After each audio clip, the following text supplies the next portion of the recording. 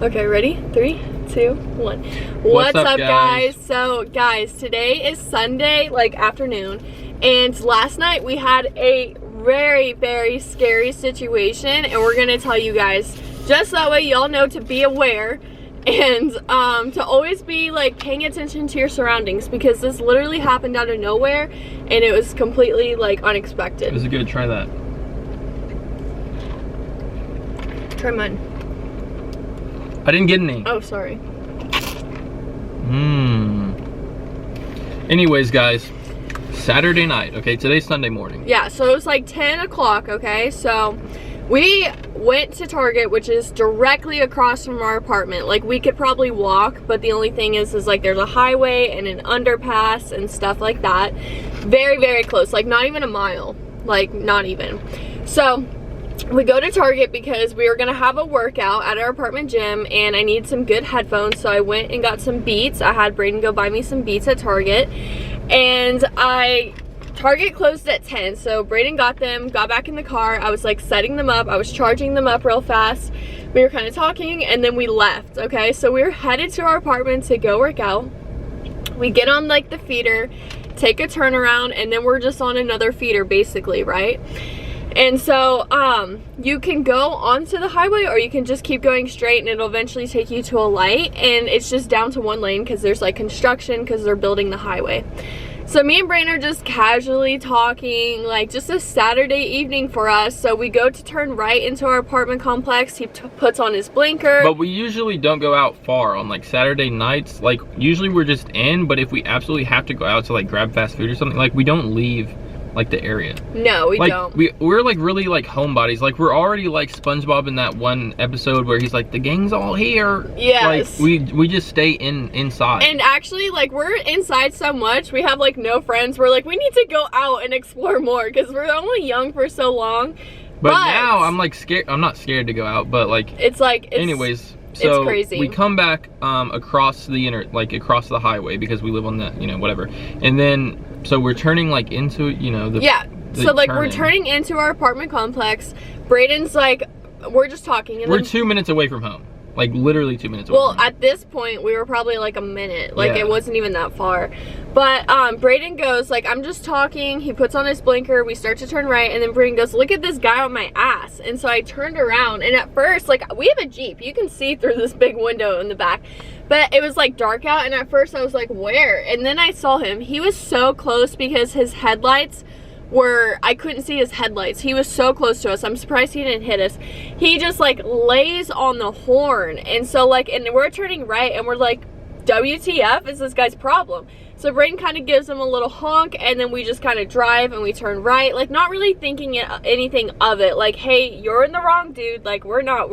We put on our blinker. You have to slow down and make a turn. I just do, like, anytime somebody comes, like, if I'm driving and anybody comes, like, I don't even do it, like, if you're being an asshole. I'm just doing it to, like, if you're really close to my vehicle, I don't care who's in the right, who's in the wrong. I'm gonna fucking honk because you're close to my, like, you're about to hit me. So you should know that. So I'm gonna honk at you, even if you're, like, tailgating me. But the thing is that's like my you're too close this guy button. did honk first. Yeah, I want to make that clear. He like laid on the horn, and so Brayden did a honk. Yeah, I probably should have like reconsidered honking back at like somebody who could potentially be drunk on a Saturday night. But we are assuming honestly, he was drunk. Yeah, we're assuming. I think that's a safe assumption. But like, we don't know for sure. So we turn right and there's like a slope. So we start going up this slope and we were like, wow. And then I turn around and I see him in the rear view mirror right here coming up on the side, like on the passenger. And I'm sitting here on the passenger. And if somebody's trying to come up to the side of your vehicle, first of all, you don't know what their intentions are. And second, what they have. If you get where I'm going with that. So. A dildo. No. So I was like, okay, he's trying to come up on the side. I told Brayden, I said, this is a road rage driver. And I was like, let's just be calm for a second, pay attention.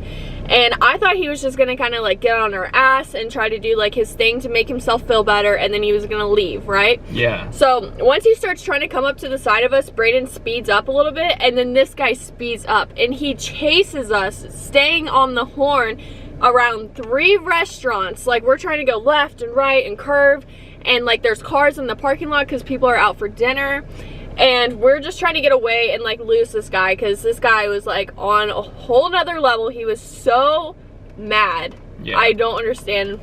Yeah, he was like on a bender. So we basically like get to the third restaurant and we go, it's like a beer garden, okay? So then like Brayden makes a left and then turns right into this parking lot, but the parking lot ends. It's like a dead end. I don't know why it does that, but basically it's like a curb and then a sidewalk and then it goes back into the parking lot. So Brayden comes to a stop and then I'm like, oh my God, we're at a dead end. Like, I'm like shaking because like, you don't know what this guy's intentions are, you know? Like, he could be drunk and pissed off and do something that he's not thinking in the, like, his right mind in the moment. Yeah, I think Alyssa and I just assumed, like, since he was following us, like, he was on our tail. I was legit trying to lose him like somebody would try to lose the cops. Like, it felt like Fast and Furious, like Paul Walker driving and the cops. And I was like, okay, him. How is this gonna end? He's either gonna try to get us to stop the vehicle, which try to confront us. My main thing is like I did not want to stop the vehicle, so I didn't want to jump back like anywhere where there's like a red light I could potentially be stopped at, because I'm not gonna stop the vehicle and let him get out and try to do something. So I'm either gonna keep driving through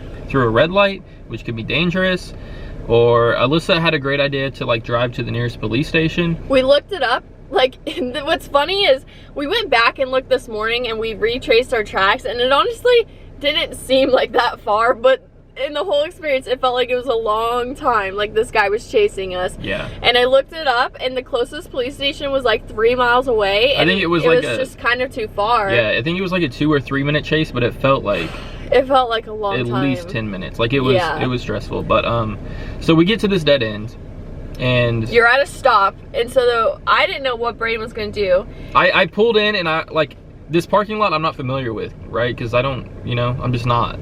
And so I pull into like the next parking lot. It's just a whole series of parking lots and restaurants. Yeah. So I pull in, because also our apartment complex was to the right, so we went to the left because we didn't want to go home. So I pull into this parking area, and I'm like, kind of every turn I make, I'm assessing this, like where I can go next to try to get away from this guy. So I look left, obviously blocked off. Like, there's a huge wall. Like, it's just a real, it's like what you imagine a real dead end to be. It's like you can't go.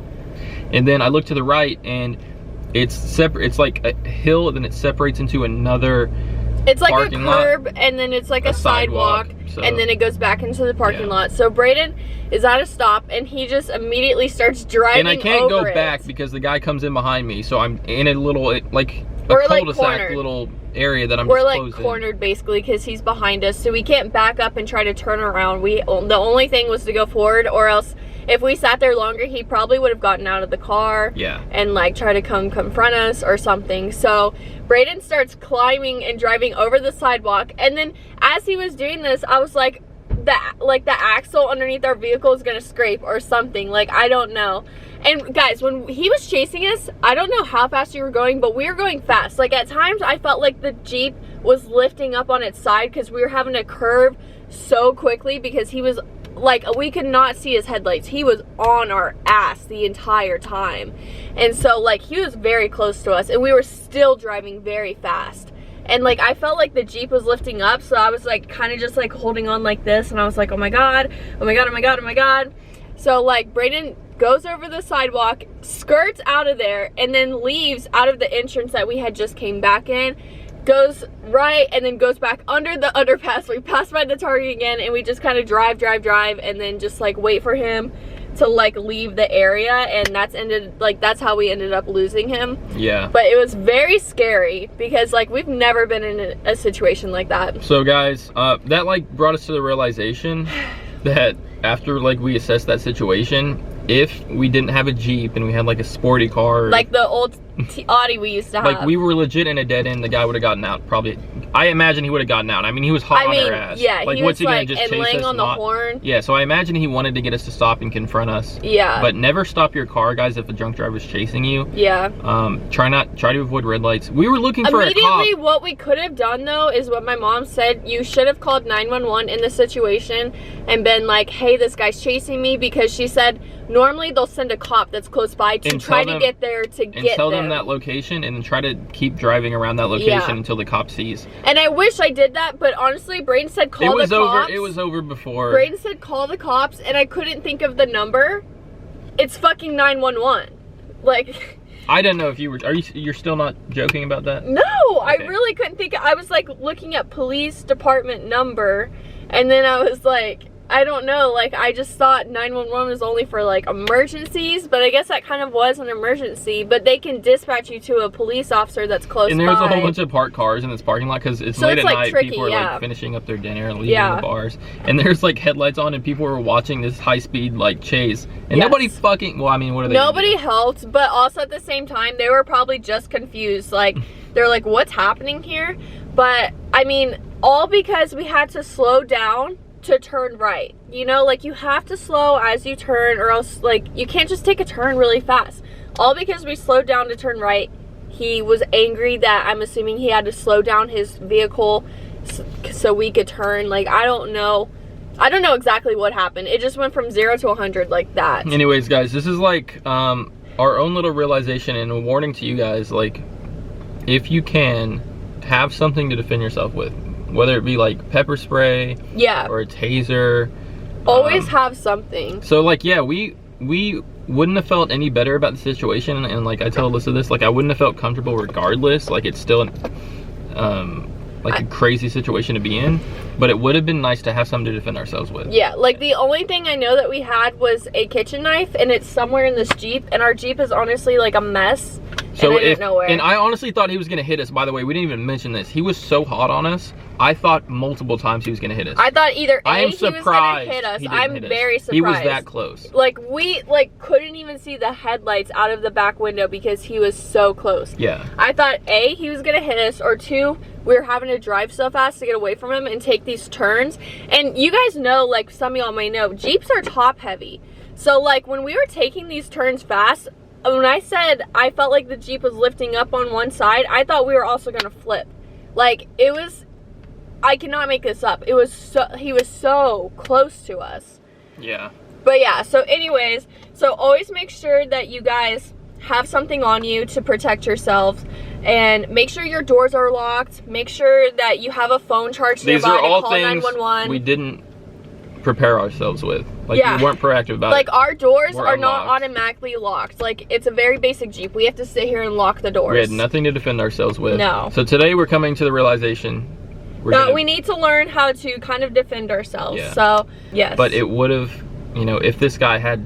Imagine if this guy did have one, and he came up to our window, and we were in a dead end, and we didn't have anything. And I imagine he did. I'm not being stereotypical, but he drove a big dually, and he's, you know, we live in Texas. Yeah, we live in Texas. Like, everybody, like, you know, it's very common here. It's I very, feel like very, there's very better common. than like a 75% chance this guy probably was packing. Yes, and the fact that he was trying to come up on the right side, my grandpa pointed out, like, that's normally what people do, is they'll come up on your right side, and they will try to. In which case, that would have been Alyssa, because she's literally right there. Yeah. And so we're never gonna let this happen again and not be prepared. So we're gonna go for worst situation, worst case scenario. If somebody came up, we need to be able to defend ourselves. And if somebody's drinking, you don't know their intention. Yes. Like, maybe because they're not right in their head. They're not right in their head. Their head's like it's like foggy, and they're not thinking correctly. Yeah, I don't think anybody's sober mindset is gonna be like, I'm gonna actually, like, but people are unhinged. Because people, think about it, they're drunk,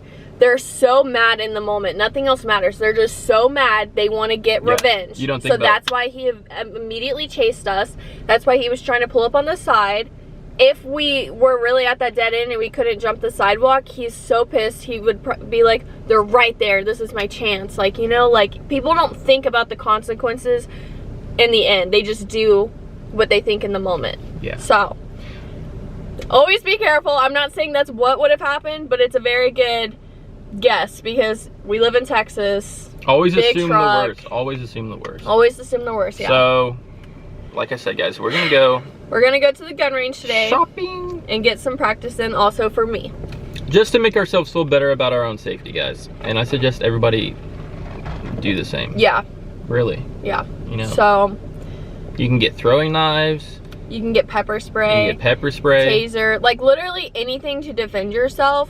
Throw some bananas out your window. We could have thrown some banana peels, and maybe he would have slipped on them. Yeah, like, we don't even have We don't have pepper anything. spray. That's the point. Yeah, we didn't even have pepper spray. So, like, even if he came up to our window, spray it. Didn't have that, like, in his eyes. That would buy us some time. We didn't have anything. Yeah. So, yeah. We're gonna go get prepared, though. Yeah.